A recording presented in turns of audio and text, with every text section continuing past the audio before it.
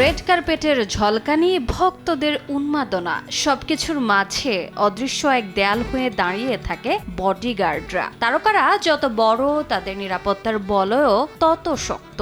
আর সেই নিরাপত্তা নিশ্চিত করতে প্রতি বছর গুনতে হয় কোটি কোটি টাকা। বলিউডে যেখানে খরচ 1 থেকে 4 কোটি রুপি, সেখানে হলিউডে এই অঙ্ক ছুঁয়ে ফেলে লাখ লাখ ডলার। এই পেশাটা শুধু চাকরি না, এক ধরনের ঝুঁকির জীবন। যে কোনো মুহূর্তে বিপদের সামনে দাঁড়াতে হয়, নিজের জীবনকেও রাখতে হয় বাজিতে। তাই অনেক সময় এই বডিগার্ডরা হয়ে ওঠেন তারকার সবচেয়ে বিশ্বস্ত মানুষ। শুধু নিরাপত্তা নয়, তাদের ছায়ার মতো সঙ্গ দেন দিনরাত।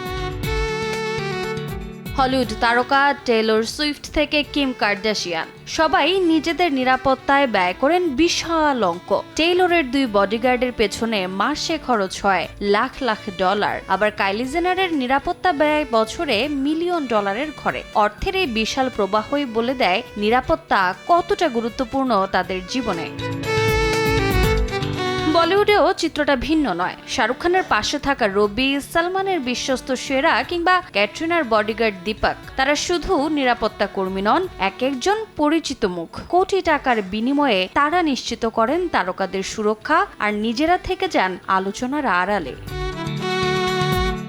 নিরাপত্তা দিতে গিয়েই অনেক দেহরক্ষী নিজেও হয়ে উঠেছেন তারকা। সালমান খানের বিশ্বস্ত সেরা তার বড় উদাহরণ। কোটি টাকার মালিক তিনি। তবে সবার আয় কি এতই চমকপ্রদ?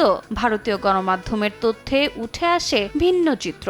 একসময় বলিউডে দেহরক্ষীদের নির্দিষ্ট বেতনই ছিল না। শাহরুখ খানের দেহরক্ষী ইয়াসিন খানের দাবি, এই পেশায় পারিশ্রমিক চালুর পেছনে তারই ভূমিকা ছিল। এরপর থেকেই ধীরে ধীরে দেহরক্ষীরা নিজেদের প্রাপ্য দাবি করতে শুরু করেন।